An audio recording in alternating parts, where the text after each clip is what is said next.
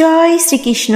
রাধে রাধে। হর হর মহাদেব। ফাল্গুন মাসের কৃষ্ণপক্ষের চতুর্দশী তিথিতে মহাশিবরাত্রি পালন করা হয়, যা ভগবান শিবের উদ্দেশ্যে সমর্পিত। চতুর্দশী তিথিতে এই মহাব্রত পালন করা হয় বলে একে শিব চতুর্দশীও বলা হয়। মহাদেবের আরাধনার সর্বশ্রেষ্ঠ তিথি হল এই শিব চতুর্দশী তিথি। হিন্দু পঞ্জিকা অনুসারে প্রত্যেক মাসেই শিবরাত্রি আসে, কিন্তু ফাল্গুন মাসের কৃষ্ণপক্ষের চতুর্দশী তিথির এই শিবরাত্রিকে বলা হয় মহাশিবরাত্রি। এই মহাশিবরাত্রির বিশেষ মাহাত্ম্য রয়েছে। বাবা ভোলানাথ কিন্তু খুব সামান্যতেই তুষ্ট হন। এই দিনে তাকে তুষ্ট করার জন্য কিছু বিল্বপত্রই যথেষ্ট। বিশ্বাস করা হয় এই শিবরাত্রি ব্রত পালন করলে ব্যক্তির ধর্ম, অর্থ, কাম ও মোক্ষ এই চতুর্বিধ ফল প্রাপ্ত হয়। মহাদেব অল্পতেই সন্তুষ্ট, আর এই মহাদেবের আরাধনা করলে সমস্ত মনস্কামনা পূর্ণ হয়। আর এই মহাদেবের আরাধনা করলে সমস্ত মনস্কামনা পূর্ণ হয় সকল ব্যক্তিদের। খুবই পবিত্র এবং গুরুত্বপূর্ণ এই দিনটি, তাই এই দিনে ভুল করেও আপনারা খাবেন না এই তিনটি খাবার। যদি আপনারা ভুল করেও খেয়ে থাকেন তবে মহাদেব রুষ্ট হবেন আপনাদের প্রতি। আপনার জীবনে নেমে আসতে পারে চরম দুর্ভাগ্য, পরিবারে অশান্তি, কলহ, রোগ জ্বালা যন্ত্রণা দেখা দিতে পারে, বাস্তুদোষ ও গ্রহদোষ দেখা দিতে পারে। ফলে দুর্ভাগ্য, অর্থকষ্ট ও নানা রকম সমস্যায় ভুগতে হতে পারে সারা বছর। বাবা মহাদেবের কৃপা ও আশীর্বাদ থেকে বঞ্চিত হতে পারেন। নমস্কার সবাইকে, আমি জয়া। ধর্মতত্ত্বে নতুন একটি পর্বে আপনাদের সকলকে সুস্বাগত জানাই। আশা করছি আপনারা সকলেই মহাদেবের কৃপায় ভালো আছেন ও সুস্থ আছেন। বন্ধুরা, আজকের ভিডিওটি কিন্তু খুবই গুরুত্বপূর্ণ, কারণ আজ আপনাদের জানাবো আসন্ন মহাশিবরাত্রি ব্রতের পঞ্জিকা অনুসারে সঠিক সময়সূচি, মহাদেবকে সন্তুষ্ট করতে কি কি নিয়ম পালন করবেন এবং এই দিন কোন খাবার ভুলেও মুখে তুলবেন না। এতে করে মহাদেব রুষ্ট হতে পারেন। তাকে যেমন খুব অল্পতেই সন্তুষ্ট করা সম্ভব, ঠিক তেমনি তিনি যদি একবার রেগে যান তাহলে কিন্তু প্রলয়ঙ্কারী ঘটে যেতে পারে। তাই বন্ধুরা, খুবই সাবধান ও সতর্ক থাকবেন এই বিশেষ দিনে। ভিডিওটির মূল আলোচনায় যাবার পূর্বে সকলকে অনুরোধ করব ভিডিওটি অবশ্যই সম্পূর্ণ শ্রবণ করবেন, কারণ বলা হয়েছে শ্রবণে মঙ্গল সাধিত হয়। তাই আসুন আমরা সকলে একসঙ্গে কিছু সময় ধৈর্য ধরে আজকের এই শিবরাত্রি প্রসঙ্গে সম্পূর্ণ ভিডিওটি ভক্তি, শ্রদ্ধা ও ভালোবাসার সহিত শুরু থেকে শেষ অবধি শ্রবণ করি। তাহলে আসুন শুরু করা যাক আজকের মূল আলোচনা। বন্ধুরা, এবছর 2026 সালে মহাশিবরাত্রি পড়েছে ইংরেজি 15ই ফেব্রুয়ারি 2026, বাংলা 2রা ফাল্গুন 1431 রবিবার দিন। শিব চতুর্দশী তিথি শুরু হচ্ছে ইংরেজি 15ই ফেব্রুয়ারি 2026 রবিবার বিকাল 5টা 34 এবং চতুর্দশী তিথি সমাপ্ত হবে 16ই ফেব্রুয়ারি 2026 বিকাল 6টা 4। বন্ধুরা, যেহেতু শিবরাত্রির পুজোটি সন্ধ্যার পর অর্থাৎ রাত্রিবেলা করা হয়, তাই উদয়া তিথির অনুসারে 15ই ফেব্রুয়ারি রবিবার সন্ধেবেলা থেকেই পুজো শুরু হবে। যে ভক্তরা ব্রত পালন করবেন, নিশি জাগরণ করবেন ও 4 প্রহরে বাবার মাথায় জল নিবেদন করবেন, তারা অবশ্যই 15 তারিখ উপবাস রেখে ব্রত পালন করবেন। তবে যে ভক্তরা নিশি জাগরণ না করে পুজো করতে চান, তারা 16ই ফেব্রুয়ারি সোমবার চতুর্দশী তিথি থাকা অবস্থায় বাবা মহাদেবের যে কোনো মন্দিরে গিয়ে আপনারা বাবা মহাদেবের পুজোটি করতে পারেন এবং মহাদেবের মাথায় জল অর্পণ করে মহাদেবের কৃপা ও আশীর্বাদ লাভ করতে পারেন। তো বন্ধুরা, এবার আসুন আমরা জেনে নিই এই 4 প্রহরের শিব পুজোর সঠিক সময়সূচি। প্রথম প্রহর 15ই ফেব্রুয়ারি রবিবার সন্ধ্যা 6টা 11 থেকে রাত 9টা 23 পর্যন্ত থাকছে। এই সময়ের মধ্যে শিব পুজোর প্রথম প্রহরের পুজো করবেন আপনারা। দ্বিতীয় প্রহর রাত 9টা 23 থেকে রাত 12টা 35 পর্যন্ত থাকছে।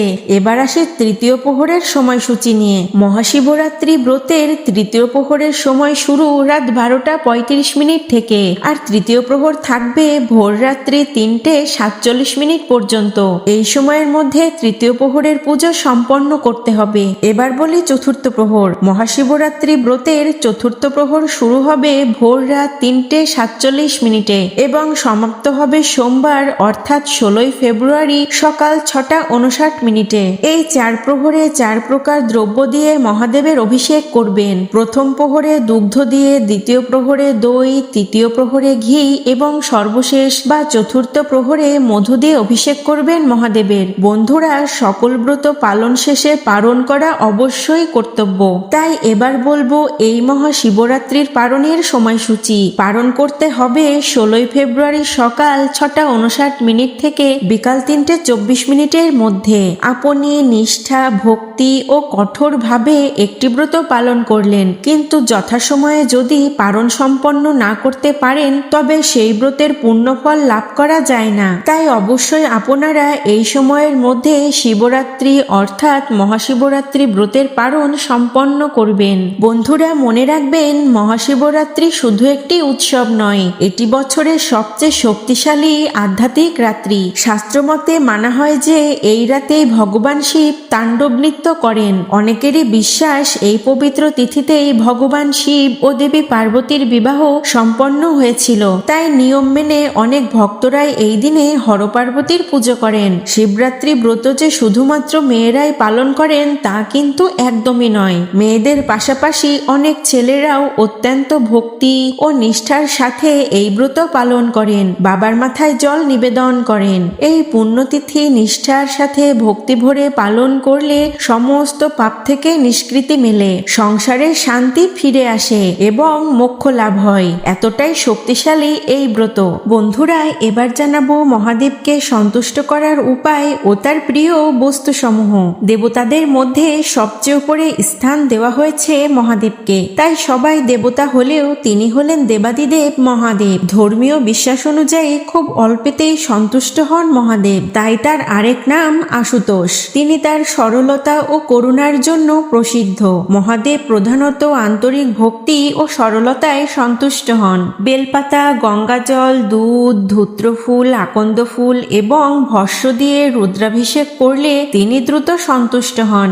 এছাড়াও ওম নমঃ শিবায় মন্ত্র জপ এবং উপবাসও তাকে প্রসন্ন করার অন্যতম উপায়। এরই পাশাপাশি মহামৃত্যুঞ্জয় মন্ত্র জপ করাও অধিক ফলপ্রসূ এই দিনে। বন্ধুরা, একটি কথা মনে রাখবেন, মহাদেবের কাছে উপকরণ বা উপাদানের চেয়ে ভক্তের আন্তরিকতা ও ভক্তি তার কাছে সবচেয়ে প্রিয়। তো বন্ধুরা, এই সকল নিয়মের পাশাপাশি আরো একটি দিকে বিশেষ খেয়াল রাখা একান্তই জরুরি, আর তা হলো খাবারের দিক। এমন কিছু খাবার আছে যা এই দিনে একদমই খাওয়া উচিত নয়। তো বন্ধুরা, এবার আসুন জেনে নিই এই পবিত্র দিনে ভুলেও কোন খাবার মুখে তুলবেন না। এই দিনে যারা ব্রত পালন করবেন বা পালন করবেন না, সকলেই এই নিয়মটি মেনে চলবেন। এই দিনে যে খাবারগুলি আপনারা ভুলেও মুখে তুলবেন না, তার মধ্যে সর্বপ্রথম যে খাবারটির কথা বলবো তা হলো আমিষ জাতীয় খাবার, অর্থাৎ মাছ, মাংস, ডিম, পেঁয়াজ, রসুন, মসুর ডাল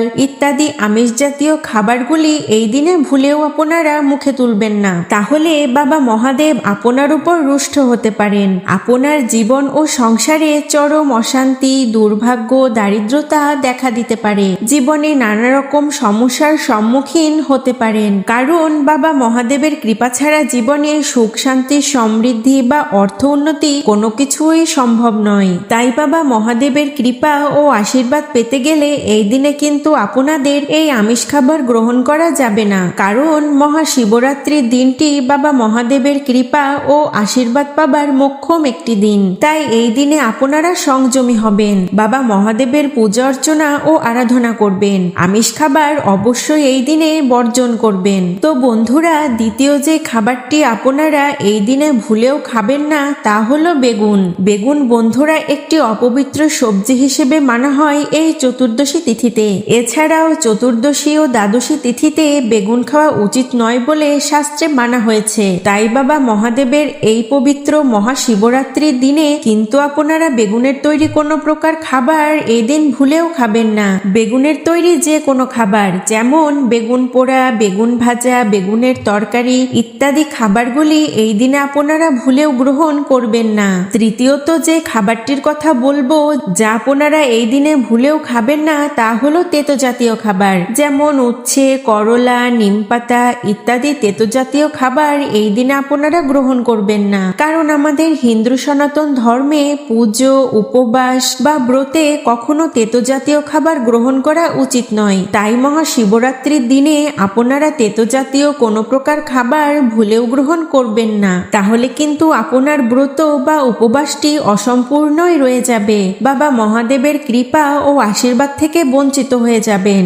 তাই এই দিনে ভুলেও আপনারা তেতো জাতীয় কোনো প্রকার খাবার গ্রহণ করবেন না। এছাড়াও বন্ধুরা, এই দিনে আপনারা কোনো প্রকার নেশা জাতীয় জিনিস গ্রহণ করবেন না। মদ্যপান এই দিনে ভুলেও করবেন না। এছাড়া বন্ধুরা, আপনারা যারা ব্রত পালন করেন তারা ভুল করেও এই দিনে ভাত, ডাল, রুটি, তরকারি, সুজি, আটা ময়দার তৈরি যে কোনো প্রকার খাবার আপনারা এই দিনে ভুলেও গ্রহণ করবেন না। অর্থাৎ পঞ্চরবি শস্য যেমন চাল, ডাল, আটা, ময়দা এই সকল শস্যদানা থেকে তৈরি কোনো প্রকার খাদ্য কিন্তু এই দিনে খাওয়া যাবে না। তাহলে কিন্তু আপনার ব্রত ভেঙে যেতে পারে, আপনার মনস্কামনা অপূর্ণই রয়ে যাবে এবং আপনার উপবাস বা ব্রত অসম্পূর্ণ থেকে যাবে। বাবা মহাদেবের কৃপা ও আশীর্বাদ থেকে বঞ্চিত হবেন। বন্ধুরা, অনেক শিব ভক্তই রয়েছেন যারা নির্জলা উপবাস করে থাকেন বাবা মহাদেবের কৃপা ও আশীর্বাদ লাভের জন্য, এবং এমন অনেক শিব ভক্তই রয়েছেন যারা শুধুমাত্র বাবা মহাদেবের কৃপা ও আশীর্বাদ লাভের জন্যই নয়, তারা শুধুমাত্র বাবা মহাদেবকে প্রসন্ন করার জন্য নির্জল উপবাস করে থাকেন। মহাশিবরাত্রির দিনটি অত্যন্ত সংযমের সাথে পালন করেন, পুরো দিন নির্জলা উপবাস করে থাকেন। কিন্তু যাদের পক্ষে সম্ভব নয় তারা শাকসবজি, ফলমূল এবং সাবুদানার তৈরি নানা রকম সাত্ত্বিক খাবার গ্রহণ করে আপনার উপবাসটি পালন করতে পারেন। আর যারা ব্রত পালন করবেন না তারা এই দিনে ভুলেও কোনো প্রকার আমিষ জাতীয় খাবার কিন্তু গ্রহণ করবেন না। চেষ্টা করবেন এই দিনে নিরামিষ আহার গ্রহণ করার এবং এই দিনে কারোর সঙ্গে বাজে ব্যবহার না করার, কাউকে বাজে কথা, কটু কথা না বলার, অযথা এই দিনে কারোর সঙ্গে ঝগড়াঝাটি, অশান্তি, বিবাদে জড়াবেন না। এই দিনে আপনার সাধ্যমতো গরিব দুঃখীকে দান করবেন, অবলা জীবজন্তু, পশু পাখিকে খাবার খাওয়াবেন, বিশেষ করে নন্দী মহারাজ এবং গোমাতাকে খাবার খাওয়াবেন। এতে বাবা মহাদেব অত্যন্তই প্রসন্ন হবেন। তো বন্ধুরা, আপনারা যদি এইভাবে সংযমের সাথে ও কিছু বিধি নিয়ম মেনে মহাশিবরাত্রির দিনটি পালন করতে পারেন, বাবা মহাদেবের অশেষ কৃপা ও আশীর্বাদ লাভ করতে পারবেন এবং আপনার কাঙ্ক্ষিত মনস্কামনাটি বাবা মহাদেব অবশ্যই পূর্ণ করবেন। তো বন্ধুরা, ভিডিওটি আজ এখানেই শেষ করছি। আশা করছি আপনারা ভিডিওটি থেকে একটু হলেও সমৃদ্ধ ও উপকৃত হয়েছেন।